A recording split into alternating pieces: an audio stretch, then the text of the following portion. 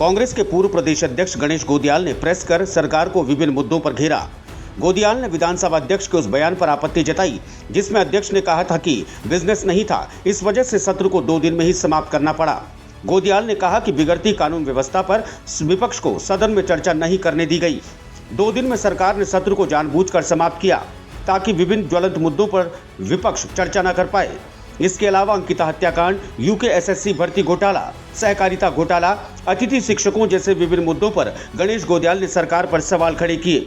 माननीय विधानसभा अध्यक्ष जी के इस वक्तव्य से उत्तराखंड का आम व्यक्ति छला हुआ महसूस कर रहा है, जिसमें उन्होंने ये कहा कि उत्तराखंड के सदन के सामने, विधानसभा के सदन में कोई बिजनेस नहीं था, इसलिए 7 दिन के सदन को 2 दिन में समेटा गया। इससे आम आदमी आहत है और मायूस है, क्योंकि उत्तराखंड में अंकिता भंडारी हत्याकांड, यूकेएसएससी भर्ती घोटाला, सहकारिता भर्ती घोटाला, विभिन्न विभागों में बैकडोर से भर्ती घोटाले और तमाम ऐसे यक्ष प्रश्न खड़े हैं। अतिथि शिक्षकों का मामला, चाहे सिंचाई विभाग में अवर अभियंताओं की नियुक्ति का मामला, ऐसे तमाम बातें खड़ी हैं जिन पर कि विधानसभा में चर्चा के बाद कुछ निर्णय होने चाहिए थे। लेकिन उसके बाद ये कहना कि विधानसभा के सामने कोई बिजनेस नहीं था, कोई कार्य नहीं था, इसलिए 2 दिन में समेटा गया, मैं समझता हूँ कि उत्तराखंड की जनता की भावना के साथ खिलवाड़ है और धोखेबाजी है। मैं माननीय विधानसभा की अध्यक्षा जी के इस वक्तव्य से खुद भी बहुत ही क्षुब्ध हूँ कि वो स्वयं उत्तराखंड की बेटी हैं और एक बेटी के साथ इतना बड़ा जघन्य अपराध हुआ, वो पीठ से निर्देश दे सकती थी कि उस तथाकथित वीआईपी के नाम को सरकार उजागर करे। मैं ऐसी उम्मीद करता था उनसे, लेकिन ये उन्होंने नहीं किया। बजाय उन अपराधियों को बचाने के लिए जो सत्र 7 दिन तक चलना चाहिए था, जिन पर चर्चा होनी चाहिए थी, वो 2 दिन में समेट कर और ये कहा कि हाउस के पास कोई बिजनेस नहीं था, ये लोगों की भावनाओं के साथ खिलवाड़ है, धोखा है। कई मुद्दों पर सरकार को घेरा गया। विधानसभा अध्यक्ष के बयान जिसमें उन्होंने कहा कि बिजनेस नहीं था, इसलिए सत्र जल्दी समाप्त करना पड़ा, उस पर आपत्ति जताई गई। बिगड़ती कानून व्यवस्था पर चर्चा का समय नहीं दिया गया। मंत्री प्रेमचंद अग्रवाल ने सदन में कहा वीआईपी नहीं था, कमरा वीआईपी था। एसआईटी दोषियों को बचा रही है। 2 दिन में सत्र को जानबूझकर समाप्त किया गया। ये वो तमाम मुद्दे थे जिन मुद्दों को आज गणेश गोदियाल ने प्रेस वार्ता में उठाया। मैं स्वयं इस बात को कह रहा हूं कि 7 दिन के बिजनेस को 2 दिन में समेटना विपक्ष के अधिकारों का हनन है। विपक्ष का अधिकार है। एक ही चीज तो विपक्ष के पास होती है कि हम सदन में मुद्दा उठाएंगे, और हमारे उस अधिकार को भी 7 दिन के अधिकार को 2 दिन में समेटा। तो ये सरकार दिखाती है कि हम लोकतांत्रिक सरकार हैं, लेकिन ये तानाशाही सरकार है। हमारे समय को काट दिया इन्होंने। उत्तराखंड के मूल मुद्दों पर जिन पे बात होनी थी, उन पर बात करने का जो समय था, वो समय काट कर 2 दिन कर दिया। इसी का तो हम प्रतिरोध कर रहे हैं। इसी बात का तो सरकार जवाबदेह है। सरकार अपनी जवाबदेही से बच नहीं सकती है। अपोजिशन ने सवाल उठाए, अपोजिशन ने विभिन्न नियमों के तहत ये मुद्दे उठाए, लेकिन सरकार और विधानसभा अध्यक्ष जी ने कांग्रेस के विधायकों को उचित समय नहीं दिया, भरपूर टाइम नहीं दिया कि वो अपनी बात को ढंग से रख सकें। इसके लिए पूरे दिन का समय निश्चित होना चाहिए था, नहीं तो कम से कम प्रत्येक मुद्दे के लिए 2-2, 3-3 घंटे का समय तय होना चाहिए था, ताकि सब लोग अपनी बात को रखें।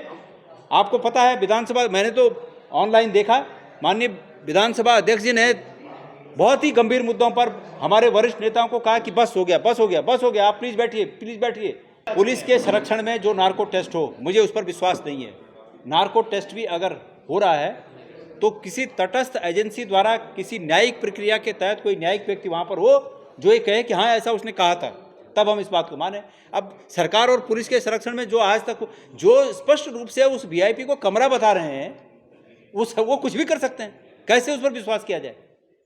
उस पर विश्वास नहीं किया जाए। जिस आनन फानन में इस केस को दबाने के लिए तमाम सबूतों को नष्ट किया गया, कितनी जल्दबाजी उसको तोड़ने के लिए की गई, सबूत मिटाने के लिए कितनी जल्दबाजी की गई, ये स्पष्ट है कि एक एक तथ्य बहुत ही क्रिस्टल क्लियर हैं कि सरकार ने आरोपियों को बचाने के लिए, चूंकि आरोपी उनके दल के कोई बड़े तथाकथित रूप में, जो लगता है संभावित रूप में कोई बड़े नेता हैं, उनको बचाने के लिए ये सब कहानियां गढ़ी और इस जांच को प्रभावित किया। तो विपक्ष का व्यक्ति हूँ, लेकिन क्या इसमें से मेरे जितने पत्रकार भाई हैं, कोई ये कह सकता है कि हम इस जांच से संतुष्ट हैं? उस लड़की ने बहुत स्पष्ट रूप से लिखा है अपनी चैटिंग में कि मुझे इस काम के लिए दबाव बनाया जा रहा है, और अंत में उसने एक वो शब्द भी लिखा है जिसको मैंने बार बार कहा कि यहाँ पर मैं दोहराना नहीं चाहता, कहना नहीं चाहता। वो शब्द भी लिखा है। और उसके बाद संसदीय कार्य मंत्री ये कहे कि वो कमरे के लिए बोला गया, कितना कितना हास्यास्पद है। और वो एसआईटी जो आज तक उस फोन को नहीं रिकवर कर पाई, वो एसआईटी जो आज तक उस तथाकथित वीआईपी के नाम को उजागर नहीं कर पाई, क्या आप उम्मीद करते हैं कि वो एसआईटी न्याय करेगी? इसलिए मैंने ये कहा कि जो एसआईटी अपराधियों को सजा देने के लिए बनी थी, वो एसआईटी सरकार के इशारे पर अपराधियों को बचाने का काम कर रही है। बुलाए, एक विशेष सत्र बुलाए, अंकिता भंडारी हत्याकांड और प्रदेश की कानून व्यवस्था पर एक विशेष सत्र बुलाए। अगर सरकार में हिम्मत है तो इस पर विशेष सत्र बुलाकर चर्चा कराए ना, दूध का दूध और पानी का पानी हो जाएगा। कौन चर्चा से भाग रहा है? भाई जो जवाबदेह हैं उनकी जवाबदारी है। विपक्ष का काम है विभिन्न नियमों के तहत मुद्दों को रखना।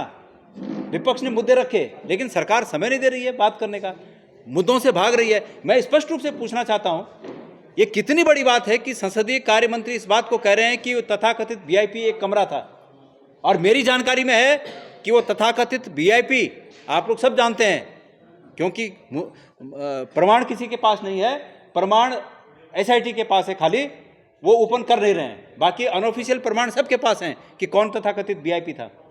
इसलिए इन मुद्दों को भटकाने के लिए 2 दिन में समेटा गया। संसदीय कार्य मंत्री ने वो चैट पढ़ी है जो उस लड़की ने लिखी है? उस चैट में बहुत स्पष्ट रूप से कहा गया है, आपने भी पढ़ी होगी, कि ये वीआईपी को सर्विस देने के लिए मुझ पर दबाव बना रहे हैं, और उस विशेष सर्विस का आगे नाम लिखा है, जिसको मैं सार्वजनिक रूप से कहना उचित नहीं समझता हूं, वो नाम, वो शब्द भी लिखा है। तो क्या संसदीय कार्य मंत्री, मैं पूछता हूं संसदीय कार्य मंत्री जी, आपके परिवार का कोई अगर भुक्तभोगी होता तो क्या आप फिर भी उस कमरे को वीआईपी मानते? मिर्च लगती ना फिर। और चूंकि हमारा अपना खून था इसलिए हमें मिर्च लग रही है। सरकार उस अपराधी को बचाने में लगी है। ये एसआईटी अपराधियों को सजा देने के बजाय अपराधियों को बचाने में ये एसआईटी लगी हुई है। इस एसआईटी पर हमारा कोई विश्वास नहीं है। हम इसलिए सीबीआई जांच की मांग कर रहे हैं। सरकार को चाहिए कि जरा भी अगर सरकार में शर्म बची है तो इस जघन्य हत्याकांड का खुलासा करने के लिए सरकार तत्काल सीबीआई की सिफारिश करे। माननीय मुख्यमंत्री जी सीबीआई की सिफारिश करें। सहकारिता में तो मंत्री जी तक फाइल गई, लेकिन मंत्री जी ने फाइल को कार्रवाई करने के बजाय वापस करना ज़्यादा उचित समझा। और यूके SSS में जो लोग अरेस्ट हुए थे, सरकार ने और विधानसभा ने वहाँ पर मजबूत पैरवी नहीं की, जिसके तहत उनको जमानतें मिली और ये केस ढीला पड़ गया। अंततोगत्वा अन्य राज्यों में भी जहाँ पर भर्ती पेपर लीक हुए हैं, भर्तियों के पेपर लीक हुए, उसके एक नियत समय में दोबारा उन भर्तियों पर प्रक्रिया शुरू हुई। लेकिन ये उत्तराखंड ऐसा राज्य है इस सरकार के चलते कि जहाँ न तो उस पर कोई प्रक्रिया शुरू हो रही है और न उनको सजा मिल रही है।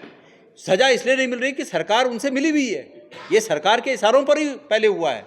इसलिए जब सरकार के इशारों पर ये हुआ है तो सरकार उनको कैसे दंड दे सकती है? इसलिए सरकार ने पैरवी मजबूती से नहीं की और अभी तक उन खाली स्थानों पर दोबारा नियुक्तियां करने के लिए सरकार ने कोई इंतजामात नहीं किए। ये सरकार की असंवेदनशीलता स्पष्ट रूप से जग जाहिर हो रही है। यूके SSS जो भर्ती घोटाला हुआ, उस भर्ती घोटाले में जितने लोग वांछित थे उनकी अरेस्टिंग हुई और उस अरेस्टिंग के बाद तमाम लोगों को धड़ाधड़ जमानतें मिल रही हैं। ये इस बात का प्रमाण है। मैं उत्तराखंड के युवाओं को सचेत करना चाहता हूं कि सरकार जांच के नाम पर अपराधियों के साथ सिर्फ दिखाने के लिए नूरा कुश्ती कर रही है। इस नूरा कुश्ती के अलावा ये जांच कुछ नहीं है।